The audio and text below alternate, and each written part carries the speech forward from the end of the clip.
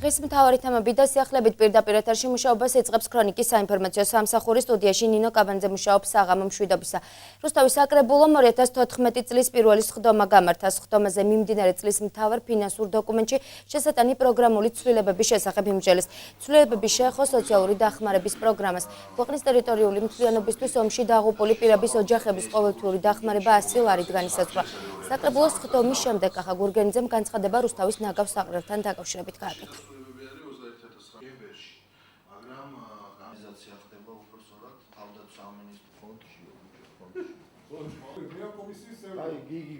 გამოვყოფთი რამოდენიმე მნიშვნელოვან საკითხს. ეს არის ომში დაღუპული გმირების ოჯახებისთვის 100 ლარიანი დახმარების პაკეტი, რომელიც სოციალურ პაკეტში შედის. ასევე ჩვენ დავამატეთ რამოდენიმე მიმართულებას თანხები. ეს არის ინფრასტრუქტურული მიმართულება ძირითადად პარკის ტერიტორიაზე. თქვენ იცით, რომ საკრებულო რამოდენიმე დღის წინ იმყოფებოდა პარკის ტერიტორიაზე, ადგილზე შეისწავლა ეს პრობლემატიკა. მსჯელობა იყო ნაგავს საყრელთან დაკავშირებით.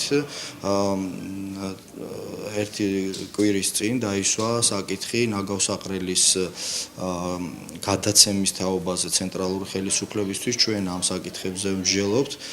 გადაწყდა, რომ საკრებულოს წევრები ადგილზე მოინახულებენ, ესე ვთქვათ, ნაგავს საყრელს, გაეცნობიან პრობლემატიკას. ამის შემდგომ ჩვენ ვაპირებთ შესაბამის სამინისტროებთან და შესაბამის უწყებებთან კონსულტაციების დაწყებას. რეგიონებში განსახორციელებელი პროექტების ფონდიდან პირველ ეტაპზე ბოლნისის მუნიციპალიტეტის ტერიტორიაზე 1,500,000 ლარზე მეტი თანხა დაიხარჯება. პროექტების განსახორციელებლად სამუშაოები უახლოეს მომავალში დაიწყება. მანამდე კი ადგილობრივი ხელმძღვანელობა სამუშაოებზე ტენდერს გამოაცხადებს. მუნიციპალიტეტში განსახორციელებელი პროექტები და პრიორიტეტები ქრისტინა ასლამაზაშვილის სიუჟეტში. საბავშვო ბაღების რეაბილიტაცია ერთ-ერთი პროექტია იმ ჩამონათვალში, რომელსაც ინფრასტრუქტურის სამინისტრო ბოლნისის მუნიციპალიტეტში აფინანსებს. უკვე ცნობილია, რომ ბოლნისის 3 ბაღს რეაბილიტაცია ჩაუტარდება და მთლიანად მოეწყობა გათბობის სისტემა. გარდა ამისა, ცენტრალურმა ხელისუფლებამ რეგიონში პრიორიტეტად ცენტრალური და შიდაუბნების საკანალიზაციო სისტემების მოწესრიგება და ასფალტის საფარის მოწყობა მიიჩნია. პროექტების საერთო ღირებულება პირველ ეტაპზე 1,500,000 ლარს შეადგენს. შაშან ჩავატარეთ მთელი კი სარემონტო სამუშაოები ნაწილი აღდგენილი იქნა და შერემონტებული, მაგრამ ასე ვთქვათ კონტინგენტი ვერ ეტევა და საჭირო არის მისი ბოლომდე, ასე ვთქვათ, შეკეთება გათბობასთან ერთად. გეგმავთ, რომ მთლიანად ეს ბაღი მთლიანად გავარემონტოთ და დარჩენილი თანხით სოფელ ბალიჭის ბაღის რამდენიმე ოთახიც შევაკეთოთ და გათბობას შევიყვანოთ. ქალაქში ნაწილობრივ გაკეთებულია წყალი და კანალიზაცია. და იქ გზის საფარიც გადაგებული არის. ეს გაკეთა 3 ეტაპით. კანალიზაციის პრობლემის გადაჭრასთან ერთად დავიწყებთ პარალელურად გზის საფარის აღდგენას. ცენტრალური ბიუჯეტიდან დაფინანსებული პროექტების გარდა მუნიციპალური ბიუჯეტიდან თანხები სოფლებში ინფრასტრუქტურის მოწყობაზეც დაიხარჯება. მათ შორის ყველაზე მასშტაბური პროექტის სიონის მიმართულებით ეგრეთ წოდებული მაღალგაბარიტიანი სატრანსპორტო საშუალებებზე გათვლილი სატრანსპორტო გზის მშენებლობა იგეგმება. ბოლნისის საკრებულოს თავმჯდომარის განცხადებით, აღნიშნული მონაკვეთის რეაბილიტაცია რეგიონში ტურიზმის განვითარების კუთხით მნიშვნელოვან ცვლილებებს გამოიწვევს. სიონის მიმართულებით ინტენსიური მოძრაობა არის ტურისტების, გარკვეულ პერიოდებში მოსწავლეების და სკოლებიდან, სხვადასხვა რაიონებიდან და აღნიშნული მიმართულებით ორსართულიანი ავტობუსების გადაადგილება ჭირს, იმიტომ რომ კინეზის ქვეშ გადის ხიდი და იქ არის დასადაბლებელი და მოსაწესრიგებელი და ესეც ჩავდეთ. ამით ისარგებლებენ მუცხოველების და ჩვენი ტურისტებიც. ქალაქში დაგეგმილ და განსახორციელებელ პროექტებს ბოლნისის მოსახლეობა დადებითად აფასებს, თუმცა ადგილობრივების დიდი ნაწილი მიიჩნევს, რომ ინფრასტრუქტურულ პროექტებთან ერთად მთავრობა რეგიონში დასაქმებისა და სოციალური პრობლემების მოგვარების კუთხითაც აქტიურად მუშაობს. გზები დაიწყო კეთება ბოლნისში, ნამდვილად ვერ ვიტყვით რომ იმას რომ არ არის, მაგრამ არის ქუჩები, სადაც მართლაც სჭირდება კიდევ შეკეთება ამ გზებს, ინფრასტრუქტურა მოსაწესრიგებელია, კანალიზაციები, მაგრამ ის ბევრ უბანში გაკეთდა ნამდვილად. ყველაფერი კარგია, ცვლილებები თუ იქნება, მე ძალიან მიჭირს ჩემს მხარეს, ბაზრის მხარეს. კანალიზაცია ნამდვილად არ არის გაკეთებული, წყალი არ არის შემოყვანილი, სადაც გამწყდარია მილები და იმას ყურადღება უნდა და ვთხოვ მთავრობას მიაქციოს ყურადღება. ამ დროისთვის ადგილობრივი ხელმძღვანელობა მოლაპარაკებებს მუნიციპალური განვითარების ფონდთან აწარმოებს. შეთანხმების შემთხვევაში მუნიციპალიტეტში უკვე გრძელვადიან პროექტებზე დაიწყება მუშაობა. საქართველოს ტოლთა სამინისტრომ ქვემო ქართლში 2013 წლის სექტემბრის თვიდან დღემდე 18 დევნილ ოჯახს შეუძინა სახლი თავისი საკარმი და მონაკვეთებით. დავით არახველძის უწყების წარმომადგენელი მერაბ გოგსაძე აცხადებს, რომ აღნიშნული ოჯახები, რომლებმაც საცხოვრებელი ფართი სხვადასხვა მუნიციპალიტეტებში მიიღებს, დევნილთა გრძელვადიანი განსახლების კრიტერიუმების შესაბამისად შეიჩნენ. დმანისისა და ბოლნისის მუნიციპალიტეტში მოხდა 18 სახლის შესყიდვა თავისი საკანონმდებლო ნაკვეთით, რომელიც გადაეცა დევნილ ოჯახებს.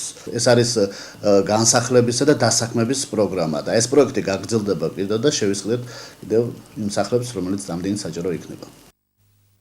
რუსთავში მშვიდობის და დავით აღმაშენებლის ქუჩების დამისამართების პროცესი დასრულდა. უახლოეს მომავალში კი საკითხებზე მომუშავე კომისია სანაპიროს მიმდებარე ტერიტორიის და თბილისის ქუჩის გასასვლელების დამისამართებას განახორციელებს.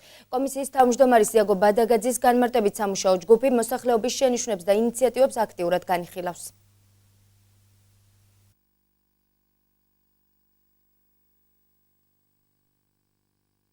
დავამტკიცეთ ჩვენ მშვიდობის ქუჩისა და თავით აღმაშენებლის გამზირის სრული დამისამართება. ასევე 4 გასასვლელი აღენიშნა, ასე ვთქვათ, ჯერჯერობით თბილისის ქუჩის მიმდებარე ტერიტორიაზე, გორდელის ჩოხელის მხრიდან.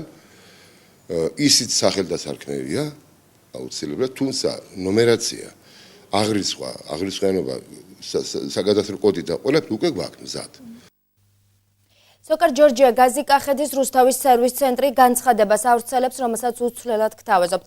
მკაცრად დაიცავით გაზის მეურნეობაში არსებული უსაფრთხოების წესები, არ დაუშვათ არასტანდარტული გაზის ხელსაწყოების გამოყენება.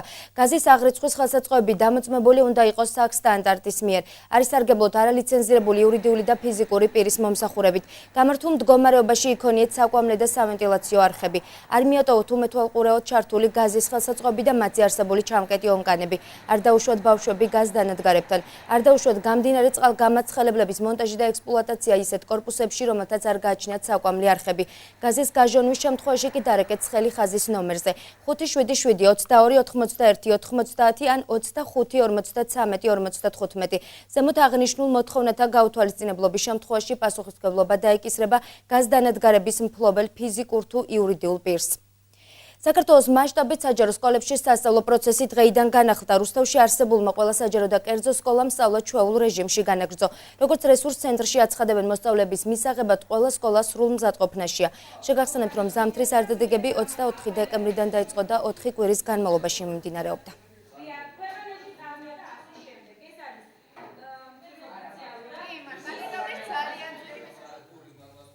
საკრებულოს წევრმა ივანე შათერიშვილმა რუსთავის 2014 წლის ბიუჯეტთან დაკავშირებით განცხადება გააკეთა. შათერიშვილის განმარტებით 2014 წლის ბიუჯეტში 9 მილიონიანი ზრდა სავსებით მისაღებია, თუმცა მიაჩნია, რომ დაგეგმვის პროცესში მოსახლეობა მეტად უნდა ჩართულიყო. შათერიშვილი ამასთან დაკავშირებით ვრცელი მოხსენების გაკეთებას უახლოეს მომავალში გეგმავს.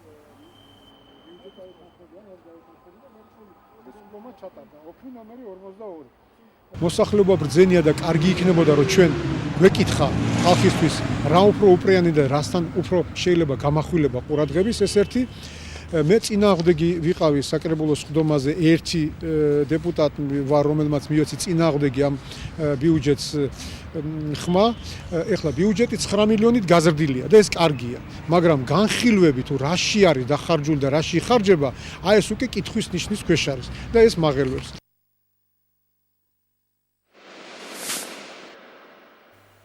რუსთავის საერთაშორისო ავტოდრომზე 12 ეტაპიანი სამოყვარულო წყვილთარ ბოლის მე-7 ეტაპი გაიმართა. შეჯიბრი წინა წამყვან, უკანა წამყვან და კვადროს კატეგორიებში შედგა, რომელშიც მონაწილეობა 45 ავტომობილმა მიიღო.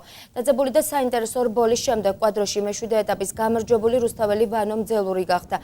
უკანა წამყვანში ირაკლი კუხიანიძე მიმარჯვა, ხოლო წინა წამყვანში საუკეთესო დრო ლევან კვინიკაძე მაჩვენა. კვალიფიკაციის შედეგების მიხედვით პირველ 8 ადგილზე გასულ ავტომრბოლელებს შორის 3 ავტომანქანა გათამაშდება. წყვილთარ ბოლის მე-7 ეტაპი, ეს არის ავტომობილების 3 ავტომობილის გათამაშება მოყვარულებს შორის. ნებისმიერ მსურველს შეუძლია ჩაერთოს თუნდაც შემდეგი ეტაპიდან ისევ და იასპარეზოს და უშანსო არავინ არ არის რომ მოიგოს 3 ავტომობილიდან ერთ-ერთი. დღეს არის საქართველოს ჩემპიონატის მე-7 ეტაპი წყვილთარ ბოლაში. ჯერჯერობით საკვალიფიკაციო ეტაპი მორჩა და პირველი დრო მაქვს. ქულებში ძალიან დაძაბული სიტუაცია არის, ძალიან ახლო არის. დიდი იმედი მაქვს რომ გავმივმარჯვებ. დავწინაურდები ჩემპიონატშიც. ბოლნისის მუნიციპალიტეტის სპორტსმენებმა წარმატებული 2013 წლის შემდეგ ახალი სეზონისთვის მზადება დაიწყეს. ვარჯიშს შეუდგნენ ძიუდოისტებიც, რომლებიც პირველი ტურნირისთვის ამზადებიან. შეგახსენებთ, რომ ბოლნისელი სპორტსმენი ფრიდონ გიგანი ახალგაზრდებს შორის მსოფლიოზე ჩემპიონი გახდა. გიგანმა 2013 წელს ასევე საქართველოს ჩემპიონის ტიტულიც მოიპოვა.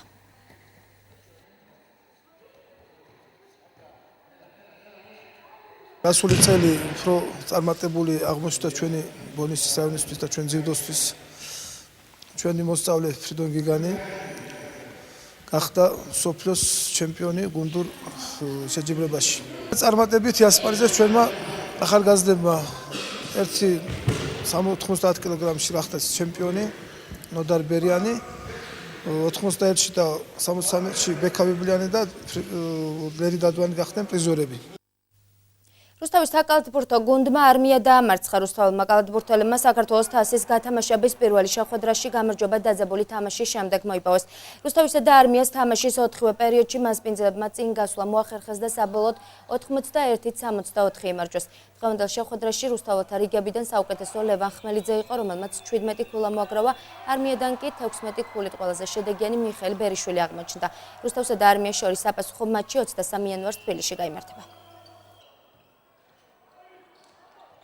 მე სულ მჯეროდა ამ ბიჭების და სულ მაგას დავაგონებდი მთელი ამ თვეების განმავლობაში, რომ არავის ნაკლები მოთამაშეები არ არიან და არავის ნაკლები გუნდი არა ვართ, უბრალოდ ისე იყო, რომ ბიჭებს დაკარგული ჰქონდათ თავის რწმენა ბევრს. ძალიან კარგი თამაში ვითამაშეთ.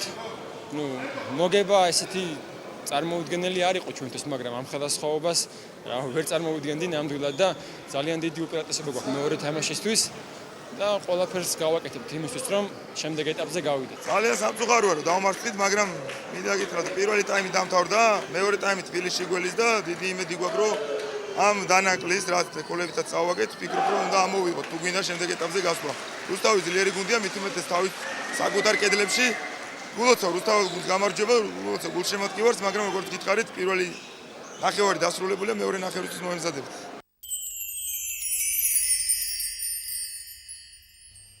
ქრონიკა პირდაპირ ეთერში ბრუნდება. ნათლისღების ბრწყინვალე დღესასწაული აისაფის მისიაში მონაწილე ქართველმა სამხედროებმა აღნიშნეს. საქართველოს შეერაღებული ძალების სამხედროებმა ნათლისღების დღესასწაული ბაზა ლეზერნიგზე იზეიმეს. სადღესასწაულო წირვა 31 ბატალიონის მოძღვარმა მამა ავთანდილმა აღავლინა. სადღესასწაულო წირვა ლოცვის დასრულების შემდეგ კი მამა ავთანდილმა ქართველ ჯარისკაცებთან ნათლისღების საიდუმლოსა და იოანე ნათლისმცემლის შესახებ იკათაგა.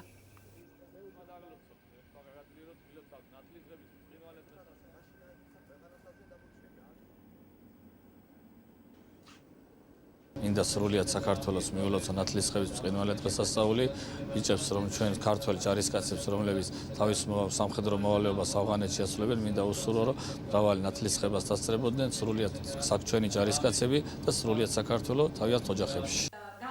სამხედრო პოლიციის დეპარტამენტის პირადი შემადგენლობა სხვადასხვა სამხედრო ბაზაზე სპეციალურ ტესტირებას გადის.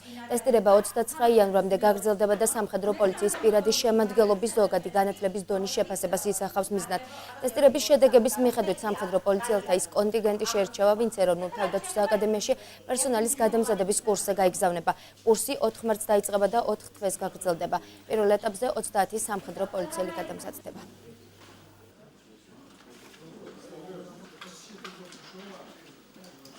იმისაც რომ სამართლიანი ყოფილიყო შერჩევა იმ თანამშრომლების, რომლებმაც უნდა გაიარონ სხვადასხვა ტიპის კვალიფიკაციის ამაღლების კურსები, ეს იქნება ტესტირება, საიდანაც რეიტინგი შედგება და ამ რეიტინგის მიხედვით სხვადასხვა კვალიფიკაციის ამაღლების კურსებზე გავუშვებთ თანამშრომლებს და დისკრიმინაციის მსხვერპლი არ იქნება არავინ. ანუ ეს შერჩევა იქნება სამართლიანი.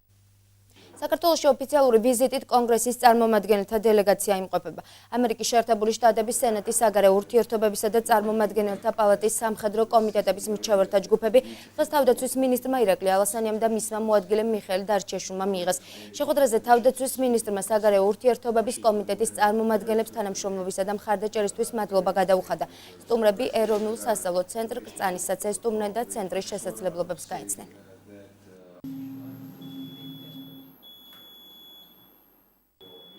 დღევანდელი შეხვედრები კონგრესის სტაფის წარმომადგენლებთან არის უმნიშვნელოვანესი, იმიტომ რომ სწორედ ეს ის საჯარო მოხელეები არიან, ვინც გადაწყვეტილებას ამზადებენ კონგრესში, სენატში.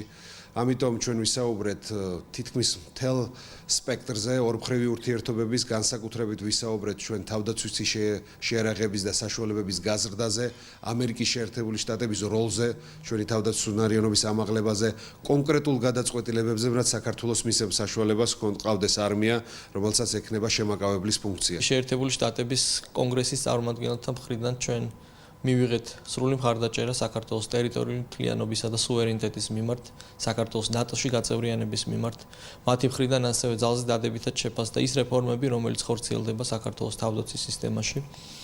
ჩვენი ამერიკელი პარტნიორები საგანმანათლებლო ორგანოში გააგრძელებენ საქართველოს საკითხზე ფოკუსირება. შინაგან საქმეთა სამინისტროს ცენტრალური კრიმინალური პოლიციის დეპარტამენტის იმერეთის სამხარეო სამმართველოს თანამშრომლებმა ჩატარებული სპეციალური ოპერატიული ღონისძიების შედეგად 1955 წელს დაბადებული პირი ნარკოდანაშაულისთვის დააკავეს. სამართალდამცავებმა ბრალდებული ქუთაისში აბაშიძის ქუჩაზე დააკავეს. მისი პირადი ჩხრეკისას პოლიციამ 68 ამპულა ნარკოტიკული საშუალება მორფინი ამოიღო. გამოძიება დიდი ოდენობით ნარკოტიკული საშუალების უკანონო შეძენა შენახვის ფაქტზე მიმდინარეობს. დღეს შინაგან საქმეთა მინისტრმა ალექსანდრე ჭიკაიძემ საინფორმაციო ანალიტიკური დეპარტამენტის თანამშრომლები დააჯილდოვა. მინისტრმა დეპარტამენტის იმ თანამშრომლებს, რომლებიც შინაგან საქმეთა სამინისტროში 10 და მეტი წლის განმავლობაში მუშაობენ, სამკერდე ნიშანი უმციკლო სამსახურისთვის გადასცა. ამავე დეპარტამენტის რამდენიმე თანამშრომელმა მინისტრისგან ასევე განსაკუთრებული დამსახურებისთვის მედალიონები მიიღეს.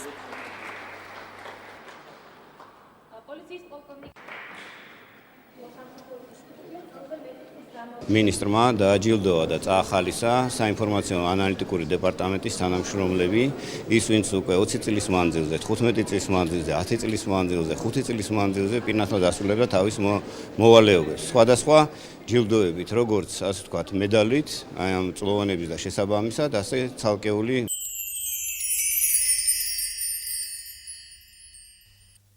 ქრონიკა პირდაპირ ეთერში ბრუნდება. კიევში შეტაკებები განახლდა 3 საათიანი პაუზის შემდეგ დემონსტრანტებს სპეცდანიშნულების რაზმი ისევ გაუსწორდა. გრუშევსკის ქუჩაზე აქტივისტების წინააღმდეგ ამჯერად გაზი გაუშვეს და გამოიყენეს ტრაუმატული იარაღი. სროლისა და აფეთქებების ხმა არ წყდება, ასევე ვრცელდება ინფორმაცია, რომ აქტივისტები უკვე დგანან ოდესაში, ლვოვსა და როვნოში, სადაც პარალიზებულია ქუჩები, რათა ჯარმა ვერ შეძლოს გადაადგილება კიევის მიმართულებით. მიუხედავად ამისა, ცნობილი ხდება, რომ დედაქალაქისკენ მაინც გადაისროლეს ქვეყნის სპეცდანიშნულების დანაყოფები.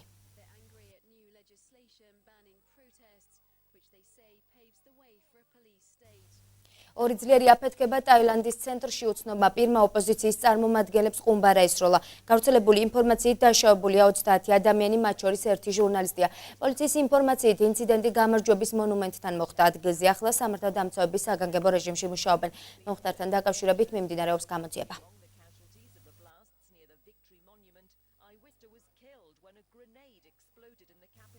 ბარაკ ობამას განცხადებით მარიხუანა არ არის ალკოჰოლზე საშიში, თუმცა ის ასევე თვლის, რომ ნარკოტიკის მიღება მავნეჩვევაა. შეგახსენებთ, რომ ბარაკ ობამამ მხარი დაუჭირა მარიხუანას ლეგალიზაციას კოლორადოსა და ვაშინგტონის შტატებში, თუმცა თვლის, რომ ნარკოტიკის რომელიმე სახეობის მთლიანმა ლეგალიზაციამ შესაძლოა სხვა გაცილებით ძლიერი ნარკოტიკული საშუალების ლეგალიზების მოთხოვნის პროვოცირება მოახდინოს.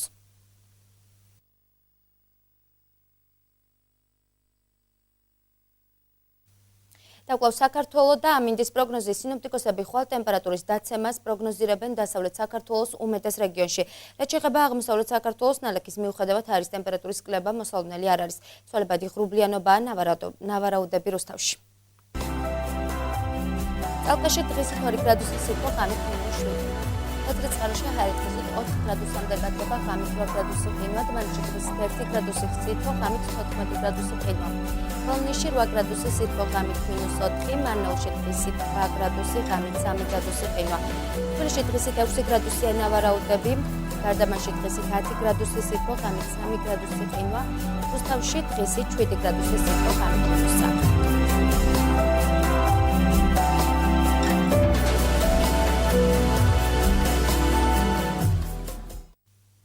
ასეთი იყო დღის მთავარი თემები და ქრონიკა 9-ის ნახევარზე. მე კი შეგახსენებთ, რომ ტრადიციულად ყოველ ორ შაბათს 21 საათსა და 30 წუთზე პირდაპირ ეთერშია გადაცემა არტ რუსთავი. დღევანდელი გადაცემის სტუმარი ანსამბლ ხალიბის ხელმძღვანელი გოდერძი მანჯაფარაშვილი იქნება, ასე რომ დარჩით ჩვენს არხზე, წინ საინტერესო გადაცემა გეულდებათ.